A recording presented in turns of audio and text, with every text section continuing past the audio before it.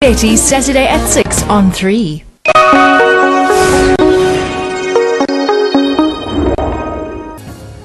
Welcome back to 3 Talk. Just like any goal, getting your finances stable and becoming financially successful requires the development of good financial habits. Our experts are here to tell us all about those habits. Habit 1 is what?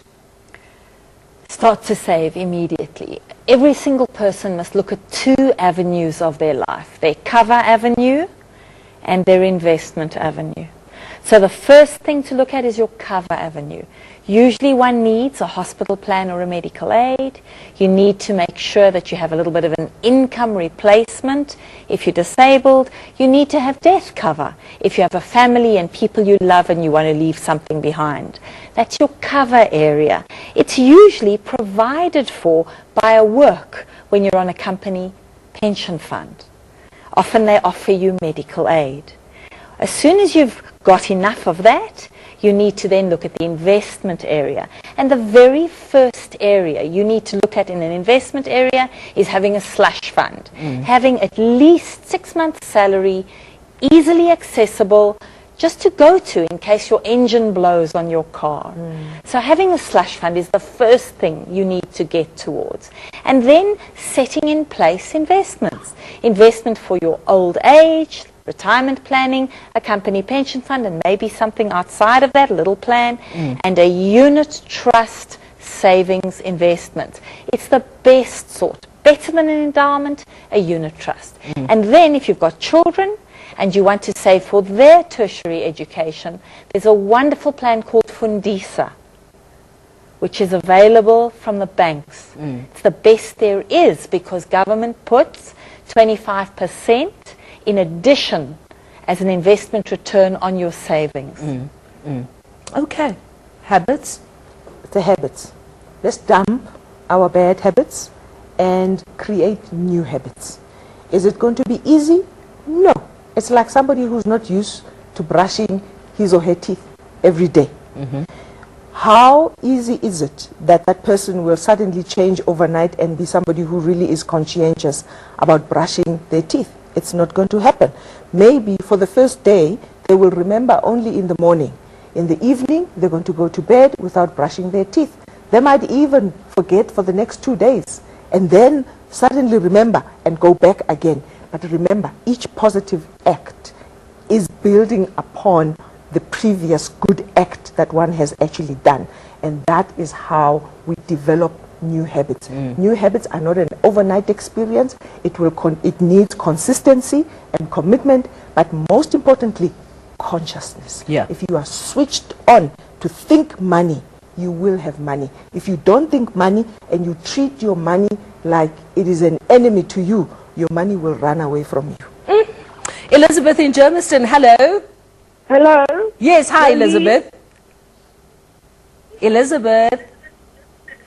Hello, Nalene. Yes, hi. What's your How are question? I'm good, thank you. What's your question, my love? Nalene, I would just like to ask the panel. My husband passed away 3 weeks ago. Oh, so And I have just received an amount of money from an insurance company. And I told my son, I'm 60, my husband was 74 when he passed away. My son is 40, and I thought, well, it's my child, I'll tell him about the money, you know, it's a good thing, you know, I can go forward in life and save some money. But then he SMS'd me and said to me, hi, Mooks, please give me 10,000 rand. And I thought, my God, you know, how can I just give him 10,000? I'm sitting here, a widow, I'm in a retirement village, I've got to start looking after myself. So now this son of mine has put this burden on my shoulders, and I think, you know, I think that it's so wrong of him to do this. Elizabeth, have you, with the sum of money that you've received, did you receive any financial advice as to where to put the money, what to do with the money so that it can be there for a while? No. Elizabeth? She hasn't. I've told him, I've said to him, well, first of all, I'm going to have my teeth done, okay? Then I'm going for glasses that I've never had. Then I haven't got transport. I've got some money to buy a car second hand. And he just like demands this 10,000 rand. Okay, let's see. And then the rest of the money, there will still be money left. I want to go and invest that money. Yeah, yeah. So are you not going to give him this 10,000 rand, Elizabeth? I'm not going to give it to him because, you know, when I was battling in life, having no food and that, sorry to mention this, they weren't there for me. Now I've got the money, now they want to take it from me again, Nalini. Yeah, that's so wrong. That's so wrong, Elizabeth. It really, really is. And if you're in a retirement home, you do not have an income, you need to make that money go far, and it has to stretch. Every cent that you take from that money, you've got to realize that, you know, you can't overspend. You really can't overspend. Okay, advice, Tracy? Well, I'm not sure whether Elizabeth does have a pension fund coming in to pay the monthly running costs of her being in that retirement home. I would hope she does have, with her husband's death, a bit of a pension fund coming in.